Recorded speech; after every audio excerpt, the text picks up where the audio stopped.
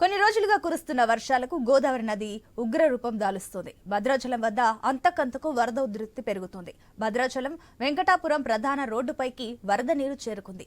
దుమ్ముగూడెం, చర్ల, వెంకటాపురం, వాజేడుకు వెళ్లే రహదారిపై రాకపోకలు నిలిపివేశారు. లోతట్టు ప్రాంతాల ప్రజల్ని సురక్షిత ప్రాంతాలకు, అదేవిధంగా అధికార యంత్రాంగం సిద్ధమవుతుంది వారిని తరలించడానికి.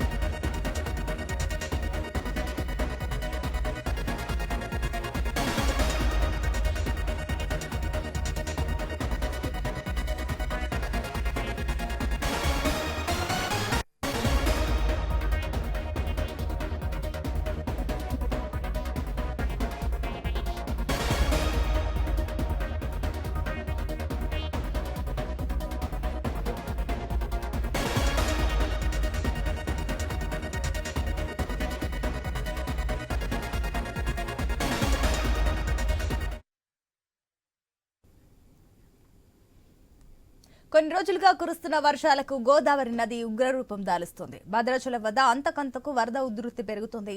భద్రాచలం వెంకటాపురం ప్రధాన రోడ్డుపైకి వరద నీరు చేరుతుంది.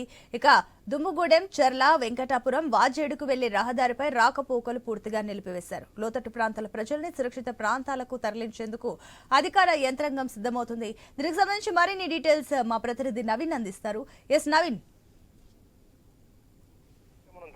గత 2-3 రోజుల కంచి కూడా గోదావరి ఉగ్రరూపం దాలుస్తున్నట్టు పరిస్థితిగా పడుతుంది. భద్రాచలం వద్ద దాదాపుగా ఇప్పుడు 3వ ప్రమాద హెచ్చరిక చేరువలో అయితే గోదావరి ప్రవాహం కొనసాగుతున్న నేపథ్యంలో పూర్తి స్థాయిలో కూడా అధికార యంత్రాంగం మొత్తం కూడా అప్రమత్తం. అంతేకాకుండా భద్రాచలం టౌన్ నుంచి కూడా ఎటుపోలేని పరిస్థితి మనం ఇప్పుడు ప్రస్తుతానికి. ఎందుకంటే ఆ గోదావరి పోటెత్తడంతో కూడా ఇరువైపులో కూడా పూర్తిగా కూడా జాతీయ రహదారులపైనే గోదావరి వరద చేరుకున్నట్టు పరిస్థితిగా పడుతుంది. ఇప్పటికే మనం చూసినట్టయితే వందలాది వెహికల్ కూడా పూర్తి స్థాయి కూడా వేసినట్టు పరిస్థితి మనం ఇక్కడ చూడొచ్చు. భద్రాచలం ఇరువైపు అంటే భద్రాచలం టౌన్ నుంచి ఎటు కూడా పోలేని పరిస్థితి. కేవలం హైదరాబాద్ నుంచి వచ్చే వాళ్ళు కొత్తగూడెం మీకు హైదరాబాద్ భద్రాచలం దాకా వెళ్ళొచ్చు, కానీ మిగతా చోటుగా భద్రాచలం దాటి మాత్రం ఎట్టుపోలేని పరిస్థితి మనం చూడొచ్చు. పూర్తిగా కూడా ఛత్తీస్గఢ్ తో పాటు అదేవిధంగా ఆంధ్రప్రదేశ్, అదేవిధంగా ఒడిశా ఈ రాష్ట్రాలకు ప్రధాన జాతీయ రహదారిపై వరద రావడంతో పూర్తి స్థాయిలో కూడా వాహనాలు మొత్తం కూడా నిలిపివేసినట్టు పరిస్థితి మనం చూడొచ్చు. అంతేకాకుండా భద్రాచలం నుంచి ఇటు దుమ్ముగూడెం, అదేవిధంగా అంటే పర్ణశాల వెళ్లే రూట్ దుమ్ముగూడెం, పర్ణశాల, అదేవిధంగా చర్ల, వెంకటాపురం ఇటువైపు వెళ్లే రహదారి కూడా పూర్తి స్థాయిలో కూడా వరద ముంచెత్తడంతో కూడా పూర్తిగా కూడా వాహనాలు అక్కడ కూడా నిలిపేసినట్టు పరిస్థితిగా పడుతుంది. ఒక విధంగా చూసుకోవాలంటే భద్రాచలం టౌన్ తప్ప మినహా భద్రాచలం నుంచి ఎటు కూడా పోవడానికి రహదారులు అయితే లేని ఆ పరిస్థితి మనం చూడవచ్చు. మొత్తం కూడా జిల్లా దిగ్బంధంలోనే భద్రాచలం చుట్టుపక్కల గ్రామాలతో పాటు భద్రాచలం ప్రధాన రహదారులు మొత్తం కూడా ఉన్న పరిస్థితిగా పడుతుంది. అయితే ఈ రోజు 3వ ప్రమాద హెచ్చరిక ఖచ్చితంగా వస్తుందని చెప్పేసి కూడా అధికారులు అంచనా వేస్తున్న పరిస్థితిగా పడుతుంది. ఎందుకంటే ఎగువ నుంచి వరద ఎక్కువ వస్తున్న నేపథ్యంలో పూర్తి స్థాయిలో కూడా ఇంకా 1-2 గంటల్లోనే 3వ ప్రమాద హెచ్చరిక కూడా భద్రాచలం వద్ద జారీ చేసే అవకాశం ఉన్న నేపథ్యంలో పూర్తిగా కూడా 30 జాతీయ రహదారిని మొత్తం కూడా జల దిగ్బంధంలో ఉన్న నేపథ్యంలో పూర్తిగా వాహనాలు అయితే నిలిపేసినట్టు పరిస్థితిగా పడుతుంది. వచ్చేవంటి వాహనాలకు కానీ లేదంటే వచ్చేవంటి ప్రయాణికులు ఎవరు ఉంటే ఖచ్చితంగా వాయిదా వేసుకోవాలని చెప్పేసి కూడా ఇప్పటికే పోలీసు అధికారులు కూడా వెల్లడించిన పరిస్థితి మనం చూడొచ్చు. పూర్తి స్థాయి ఎక్కడ కూడా పోలేని పరిస్థితి ఇక్కడికి వస్తే ఖచ్చితంగా ఇక్కడ చిక్కుకోవాల్సిన పరిస్థితి ఉంటుంది. 2-3 రోజులు ఇక్కడ ఉండేవంటి పరిస్థితి కనపడుతుంది. ఎందుకంటే పూర్తిగా వరద తగ్గిన కూడా వెంటనే కూడా అక్కడ ఏదైతుందో ఇప్పుడు రహదారులపై ఉన్నటువంటి ఫ్లోటింగ్ తగ్గదు కాబట్టి దాదాపుగా 2-3 రోజులు పట్టే అవకాశం ఉంటుందని చెప్పేసి చెప్తున్న పరిస్థితి కాబట్టి ఏదైనా ఉంటే మాత్రం ఆ జర్నీలు కానీ ఈ రూట్ భద్రాచలం మీదకి వెళ్ళి ఛత్తీస్గఢ్, ఒడిశా, మహారాష్ట్రతో పాటు ఆంధ్రప్రదేశ్కి వెళ్ళేటువంటి ప్రాంతాలు ఏవైతున్నాయో అవన్నీ కూడా ఆ జర్నీలో ఉంటే వాయిదా వేసుకోవాలని చెప్తుంది. ఇప్పటికే ట్రాన్స్పోర్ట్ వెహికల్స్ వచ్చిన నేపథ్యంలో పూర్తి స్థాయి కూడా వాటిని కూడా నిలిపేసినట్టు పరిస్థితి కాబడుతుంది. వందలాది వెహికల్స్ కూడా మనం చూసుకోవచ్చు.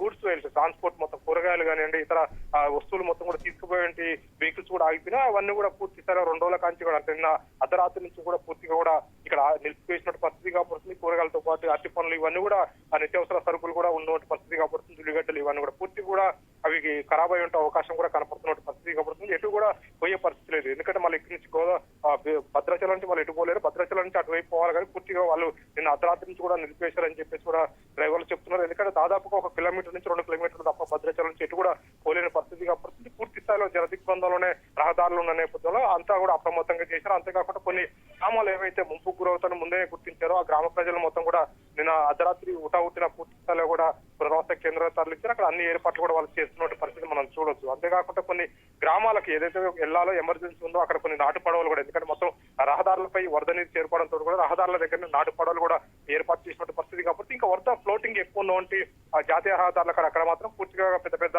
పడవలు ఏర్పాటు చేశారు. దాంతోపాటు బోట్లు కూడా ఏర్పాటు చేసినటువంటి పరిస్థితి. కాబట్టి నాటు పడవలు మాత్రం కొన్ని చోట్ల ఉన్నా కానీ కొన్ని పెద్ద హెవీ వరద ఉన్న కాడ పూర్తిగా బోట్లు కూడా ఏర్పాటు చేశారు. పూర్తిగా కూడా అధికార యంత్రాంగం మొత్తం కూడా అప్రమత్తమైన పరిస్థితి కనబడుతుంది. అంతేకాకుండా ఇటు ఆంధ్రప్రదేశ్ తో పాటు తెలంగాణ అంటే రెండు వైపుల నుంచి ఈ వరద వచ్చే కొంచెం ఉన్న నేపథ్యంలో పూర్తి స్థాయిలో కూడా ఇరు రాష్ట్రాలకు సంబంధించిన అధికారులు కూడా అప్రమత్తమైన పరిస్థితి కాబడుతుంది. ఎందుకంటే రెండు వైపులా వరద అనేది, గోదావరి వరద అనేది పూర్తిగా రెండు రాష్ట్రాలకు సంబంధించి ఫ్లడ్డింగ్ ఏదైతుందో ఫ్లడ్ ఎఫెక్టెడ్ ఏరియాలు మొత్తం కూడా ఉన్న నేపథ్యంలో పూర్తిగా కూడా రెండు రాష్ట్రాలకు సంబంధించిన అధికారులు కూడా సమన్వయంతో పనిచేస్తున్న పరిస్థితి కనపడతా ఉంది. Right Naveen, thank you.